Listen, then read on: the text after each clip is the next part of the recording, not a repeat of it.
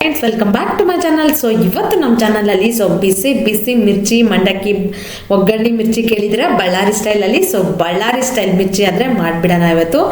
ತುಂಬ ಚೆನ್ನಾಗಿರುತ್ತೆ ಫ್ರೆಂಡ್ಸ್. ನಾನು ಹೇಳಿರೋ ರೀತಿಯಲ್ಲಿ ನಿಮ್ಮ ಮನೇಲಿ ಒಂದ್ಸಲ ಮಾಡಿ ನೋಡಿ. ಫ್ಯಾನ್ಸ್ ಆಗಿ ಹೋಗ್ತಾರೆ ನಿಮ್ಮ ಮನೆಯಲ್ಲಿ, ಅಷ್ಟು ಚೆನ್ನಾಗಿರುತ್ತೆ ಟೇಸ್ಟು. ನೋಡ್ತಾ ಇದ್ದೀರಾ ಅಲ್ವಾ, ನೋಡಿದ್ರೇ ಬಾಯಲ್ಲಿ ನೀರು ಬರ್ತಾ ಇದೆ.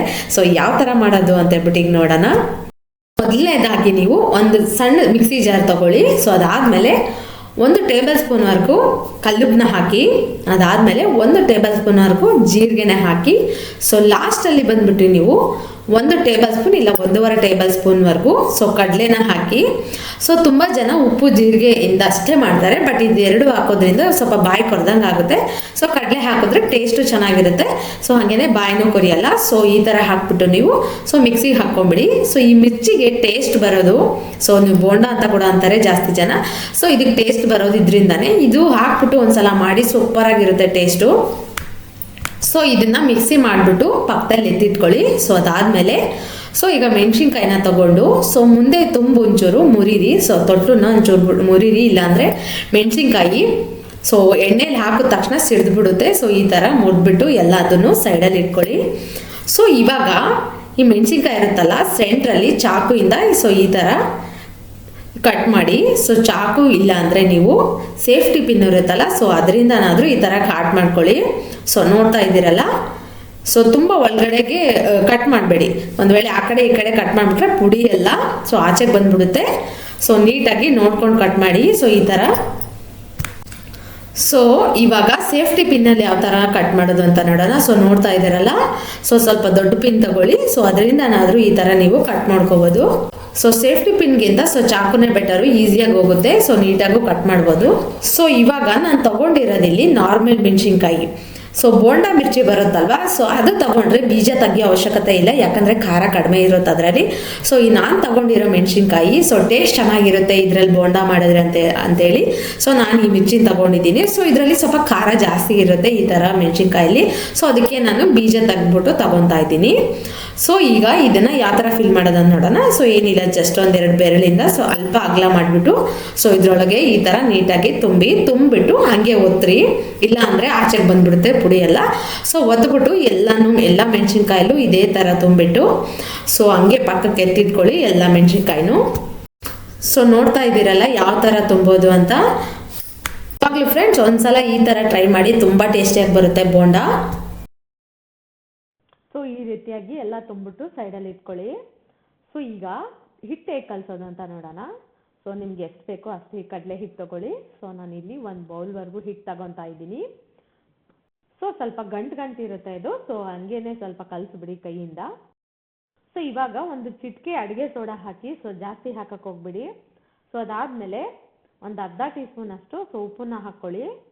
ಇದಾದಮೇಲೆ ಸ್ವಲ್ಪ ಅಜ್ವಾನ ಇರುತ್ತಲ್ವಾ, ಅಜ್ವಾನನ ಕೈಯಿಂದ ಸ್ವಲ್ಪ ಕ್ರಷ್ ಮಾಡಿಬಿಟ್ಟು ಹಾಕ್ಕೊಳ್ಳಿ. ಅಜ್ವಾನ ಹಾಕೋದ್ರಿಂದ ಗ್ಯಾಸ್ಟ್ರಿಕ್ ಪ್ರಾಬ್ಲಮ್ ಏನೂ ಇರಲ್ಲ. ಅಜ್ವಾನ ತಿನ್ನೋದು ತುಂಬ ಒಳ್ಳೆಯದು. ಟೇಸ್ಟ್ ಕೂಡ ಚೆನ್ನಾಗಿ ಬರುತ್ತೆ. ಇವಾಗ ಇದನ್ನೆಲ್ಲ ನಾವು ನೀರು ಹಾಕ್ಬಿಟ್ಟು ಕಲಿಸ್ಬಿಡೋಣ. ನೋಡ್ತಾ ಇದ್ದೀರಲ್ಲ, ಹಿಟ್ಟು ತುಂಬ ತೆಳುವಾಗೂ ಕಲಿಸಬಾರ್ದು, ಹಂಗಂತ ತುಂಬ ಗಟ್ಟಿಯಾಗೂ ಇರಬಾರ್ದು, ಮೀಡಿಯಮ್ ಆಗಿರಬೇಕು. ಹೆಂಗೆ ಅಂದರೆ ಮೆಣಸಿನ್ಕಾಯಿಗೆ ಚೆನ್ನಾಗಿ ಅಪ್ಲೈ ಆಗಬೇಕು ಕಡಲೆ ಹಿಟ್ಟು ಅನ್ನೋದು. ಆ ರೀತಿಯಾಗಿ ಕಲಿಸ್ಬೇಕಾಗುತ್ತೆ. ನೋಡ್ತಾ ಇದ್ದೀರಲ್ಲ, ಹಿಟ್ಟಿನ ಕನ್ಸಿಸ್ಟೆನ್ಸಿ ಬಂದ್ಬಿಟ್ಟು ಈ ಥರ ಇರಬೇಕು. ಒಂಚೂರು ಹಿಂಗೆ ಕೈಯಲ್ಲಿ ಇಟ್ಕೊಂಡ್ರೆ ಒಂಚೂರು ನಿಧಾನವಾಗಿ ಕೆಳಗೆ ಇಳಿಯೋ ಥರ ಇರಬೇಕು.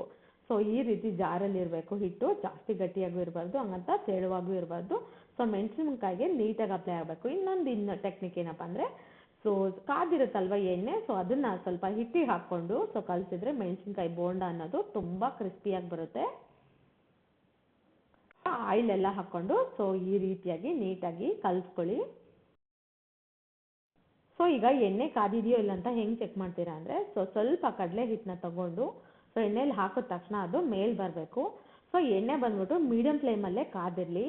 ಯಾಕಂದರೆ ತುಂಬ ಜಾಸ್ತಿ ಕಾದಿದ್ರೆ ಏನಾಗ್ಬಿಡುತ್ತೆ, ಬೋಂಡ ಹಾಕಿದ ತಕ್ಷಣ ರೋಸ್ಟ್ ಆಗಿಬಿಟ್ಟು ಒಳಗಡೆ ನೀಟಾಗಿ ಕುಕ್ ಆಗಲ್ಲ. ಮೀಡಿಯಂ ಫ್ಲೇಮಲ್ಲಿ ಕಾದ ತಕ್ಷಣ ಮಾತ್ರ ನೀವು ಮೆಣಸಿನ್ಕಾಯಿನ ಹಾಕ್ಕೊಳ್ಳಿ. ಮೆಣಸಿನ್ಕಾಯಿ ಹಾಕೋ ಟೆಕ್ನಿಕ್ ಬಂದ್ಬಿಟ್ಟು 2 ಬೆರಳು ಮಧ್ಯ ಮೆಣಸಿನ್ಕಾಯಿ ಹಿಡ್ಕೊಂಡು ಹೆಬ್ಬೆಟ್ಟನ್ನ ಹಿಂದೆ ಹಿಡ್ಕೊಂಡು ಈ ಥರ ಹಿಟ್ಟನ್ನ ಅಪ್ಲೈ ಮಾಡಿಬಿಟ್ಟು ಹಾಕಿ. ಕೆಲವೊಬ್ಬರು ತುಂಬ ಮೆಣಸಿನ್ಕಾಯಿ ಫುಲ್ಲು ಕಡಲೆ ಹಿಟ್ಟಲ್ಲಿ ಮುಳುಗಿಸ್ಬಿಡ್ತಾರೆ. ಹಾಗೆ ಹಾಕ್ಬಿಡ್ತಾರೆ ಆಯಿಲಲ್ಲಿ. ಆ ಥರ ಮಾಡಿದ್ರೆ ಒಳಗಡೆ ನೀಟಾಗಿ ಬೇಯಲ್ಲ. ಸೊ ನೋಡ್ತಾ ಇದ್ದೀರಲ್ಲ, ಸೊ ಮೆಣಸಿನ್ಕಾಯಿ ಸೆಂಟ್ರಲ್ಲಿ ಕಾಣ್ತಾ ಇರಬೇಕು ಹಸಿ ಮೆಣಸಿನ್ಕಾಯಿ. ಸೊ ಆ ಕಡೆ ಈ ಕಡೆ ಮಾತ್ರ ಅಪ್ಲೈ ಮಾಡಿದ್ರೆ ನೀಟಾಗಿ ಸೊ ಬೇಯ್ತವೆ. ಸೊ ನೋಡ್ತಾ ಇದ್ದೀರಲ್ಲ, ಒಂದು ಸೈಡ್ ಆಲ್ರೆಡಿ ಫ್ರೈ ಆಗಿದೆ. ಸೊ ಇನ್ನೊಂದು ಸೈಡು ತಿರ್ಗಿಸ್ಕೊಂಡ್ಬಿಡೋಣ. ಸೊ ಸೊ ಎಣ್ಣೆ ನಾನು ಇಲ್ಲಿ ಕಮ್ಮಿ ಹಾಕಿದ್ದೀನಿ, ಅದಕ್ಕೆ ಒಂಚೂರು ಕೆಂಪಗಾಗಿದೆ. ಸೊ ಈ ಥರ ತಿರ್ಗಿಸ್ಕೊಂಬಿಡಿ. ಸೊ ನೀವು 2 ಸಲ ಈ ಥರ ಮಾಡ್ಕೊಳ್ಳಿ. ಸೊ ಆವಾಗ ನೀವು ಮೀಡಿಯಮ್ ಫ್ಲೇಮಲ್ಲಿ ಇಟ್ಕೊಂಡು ಮಾಡ್ಕೊಳ್ಳಿ, ಹೈ ಫ್ಲೇಮಲ್ಲಿ ಇಟ್ಕೋಬೇಡಿ, ಯಾಕಂದರೆ ನೀಟಾಗಿ ಕುಕ್ ಆಗಲ್ಲ. ಸೊ ನೋಡ್ತಾ ಇದ್ದೀರಲ್ಲ, ಸೊ ಈ ಥರ ಫ್ರೈ ಮಾಡ್ಕೊಂಬಿಟ್ಟು ನೀವು ಸೊ ಪಕ್ಕಕ್ಕೆ ಎತ್ತಿಟ್ಕೊಳ್ಳಿ. ಸೊ ಇದೇ ಥರ ಎಲ್ಲ ಮೆಣಸಿನ್ಕಾಯಿನೂ ಹಾಕಿ ಅಲ್ಲ ಫ್ರೆಂಡ್ಸ್, ಬಳ್ಳಾರಿ ಸ್ಟೈಲಲ್ಲಿ ಮಿರ್ಚಿ ಹೇಗೆ ಮಾಡೋದು ತುಂಬ ಟೇಸ್ಟಿಯಾಗಿ ಅಂತ. ಸೊ ನೆಕ್ಸ್ಟ್ ಟೈಮ್ ನಿಮ್ಮ ಮನೇಲಿ ಬೋಂಡ ಮಾಡಿದಾಗ ಈ ರೀತಿ ಟ್ರೈ ಮಾಡಿ. ಸೊ ತುಂಬ ಚೆನ್ನಾಗಿ ಬರುತ್ತೆ. ಹಾಗೇನೆ ಪ್ಲೀಸ್ ಫ್ರೆಂಡ್ಸ್, ನೋಡಿಬಿಟ್ಟು ಹಂಗೆ ಹೋಗಬೇಡಿ, ಒಂದು ಸಬ್ಸ್ಕ್ರೈಬ್ ಮಾಡ್ಕೊಳ್ಳಿ, ಹಾಗೇನೆ ಒಂದು ಲೈಕ್ ಕೂಡ ಮಾಡಿ, ಶೇರ್ ಮಾಡಿಬಿಡಿ, ಮರಿಬೇಡಿ friends. So bye, thank you.